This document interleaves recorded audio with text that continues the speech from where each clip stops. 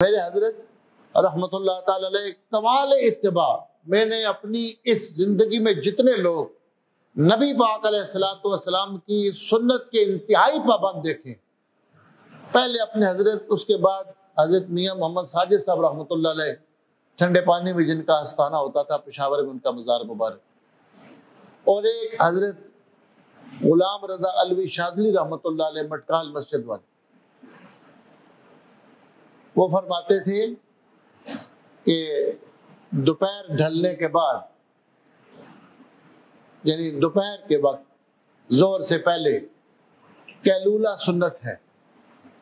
یعنی تھوڑی دیر کے لیے آپ آنکھ لگائیں سو جائیں، چاہے 2 منٹ کے لیے، چاہے 10 منٹ کے لیے، چاہے آدھا گھنٹے کے لیے۔ فرماتے تھے اللہ کی مہربانی یہ ہوئی کہ زندگی میں نے کبھی بھی سنت کو نہیں چھوڑا۔ فرماتے تھے یہاں تک کہ حج والے دن میدان عرفات میں بھی اللہ نے مجھے اس سنت پر عمل کی توفیق عطا فرمائی، اور ان کی اپنی ایک تحقیق تھی۔ فرماتے تھے کہ یہ تھوڑی دیر کے لیے دوپہر کے وقت ظہر سے پہلے تھوڑی دیر کے لیے جو آرام کرنا، قیلولہ کرنا، یہ سنت ہے۔ فرمایا جو اس سنت کی پابندی کرتے ہیں ان کو فائدہ ہی ہوگا، میدان محشر میں جب حساب کتاب ہونے لگے گا تو ان کو قیلولے کی طرح کی ہلکی سی نیند آئے گی،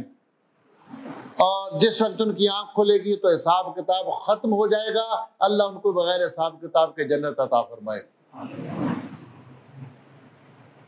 فرماتے تھے کہ اس سنت پر میں نے زندگی میں اتنا عمل کیا ہے